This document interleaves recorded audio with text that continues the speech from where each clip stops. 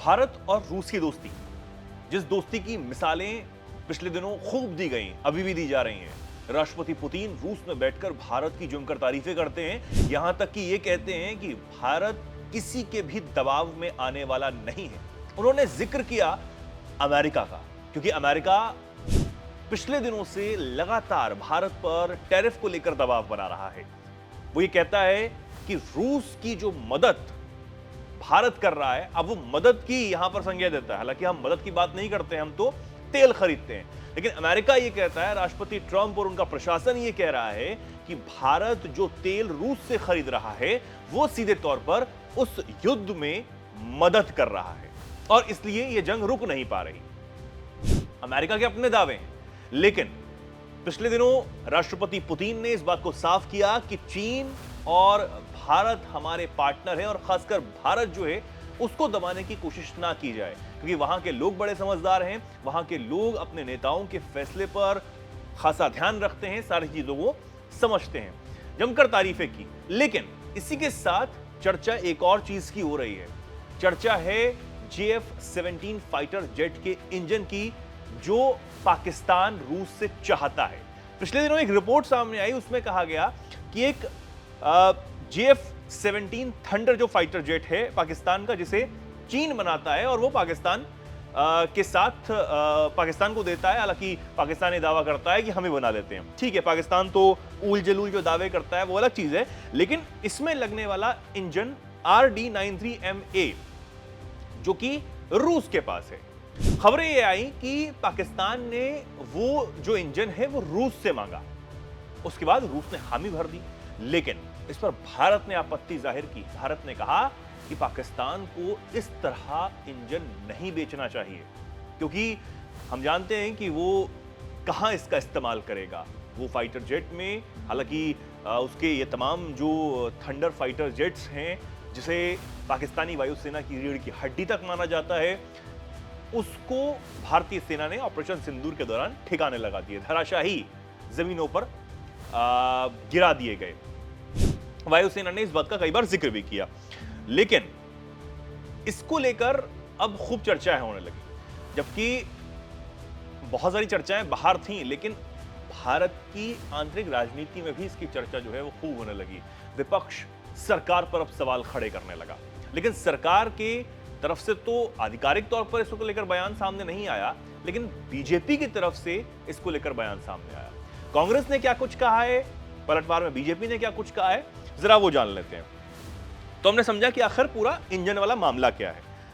अब दरअसल इस मामले को लेकर जब ये पता लगा कि भैया रूस ने भारत की बात को खारिज कर दिया, नहीं माना और वो इंजन देने के लिए पाकिस्तान को तैयार हो गया, हमने आपको ये पूरी खबर भी बताई थी। इसके बाद कांग्रेस प्रवक्ता हैं जयराम रमेश, उन्होंने मोदी सरकार पर निशाना साधा और कहा कि अगर रूस, जो कभी भारत का सबसे भरोसेमंद रणनीतिक सहयोगी था, अब पाकिस्तान को उन्नत इंजन दे रहा है, तो यह मोदी सरकार की कूटनीतिक असफलता है।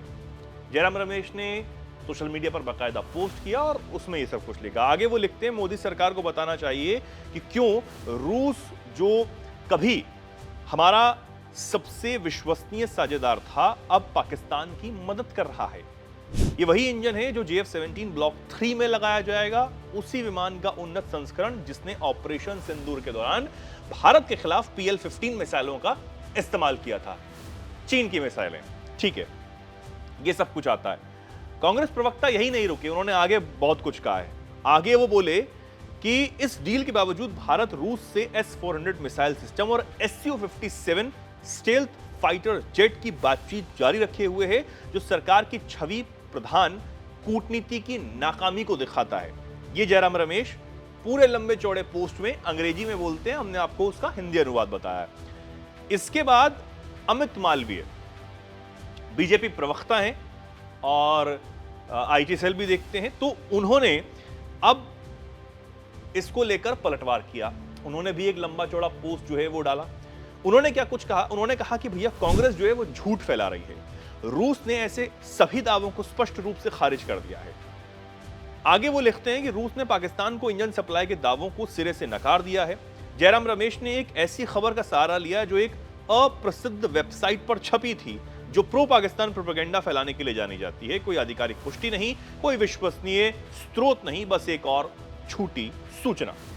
अमित मालवीय आगे लिखते हैं, राष्ट्रहित की बजाय दुश्मन के साथ खड़े होने का आरोप उन्होंने लगाया और कहा कि बार बार इस तरह की अफवाहें फैलाना सूचना युद्ध का हिस्सा है।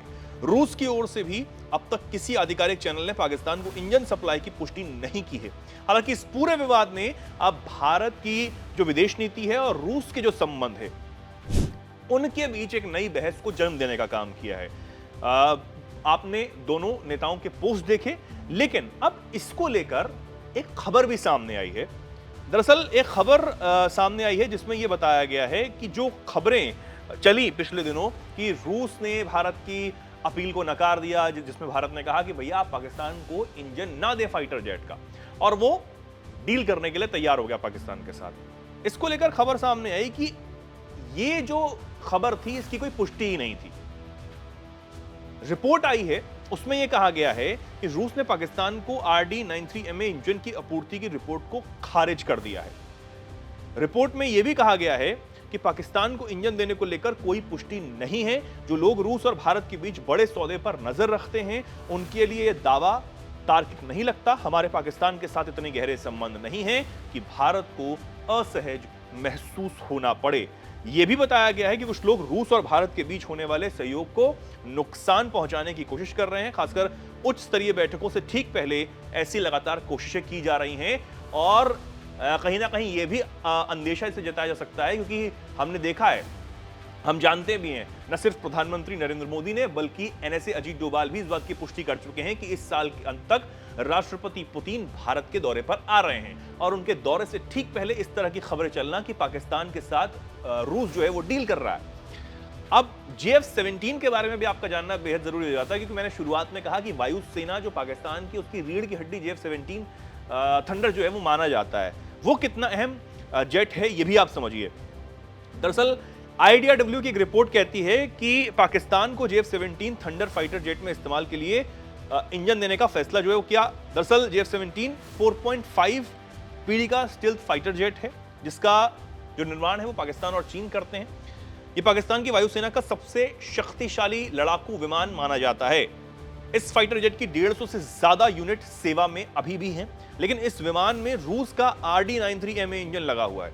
इसके चलते पाकिस्तानी वायुसेना के आधुनिकीकरण में रूस की भूमिका बेहद अहम हो जाती है। हालांकि अब रूस ने इंजन देने की खबरों को खारिज कर दिया है। अब क्योंकि चीन बनाता है तो हो सकता है कि पहले जो है वो रूस से इंजन सप्लाई किए गए हों, लेकिन इस वक्त जो खबरें चली कि पहले पाकिस्तान के साथ रूस ने डील कर ली कि हम इंजन दे देंगे, कोई समस्या नहीं है, अब पाकिस्तान ने वो जाके डील की, इसकी कोई पुष्टि नहीं हो पाई।